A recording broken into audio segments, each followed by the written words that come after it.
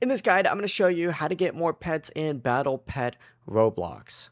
Before we get into this guide, make sure to like the video and subscribe to the channel with all notifications on. It really does help with the channel and it lets us know that you want more content like this. We'd greatly appreciate it. And if at any point throughout this guide you did have any questions, just ask them down in the comment section below and we could help you out further. I'm going to be doing my best to reply to every single comment down there. Also, before we get started, I just launched my ultimate Roblox game development template. So if you're trying to make your own Roblox game, check out the Gumroad and Etsy links down in the description. Not only does it help with the channel, but it's going to help you make the best Roblox game possible. But once you are loaded into your game, simply go ahead and join a match by hitting play, and you need to go ahead and fighting other players. The main way to get more pets is just by playing matches and winning fights. When you defeat another player, you have the opportunity to steal one of their pets. So in this case, we went ahead and stole this kitty right here, right before I started this, and then I just come in here, hit quit best, and now boom, we can get loaded in and repeat the process over and over. The more you do this, the better pets you're going to get, and that's the entire process.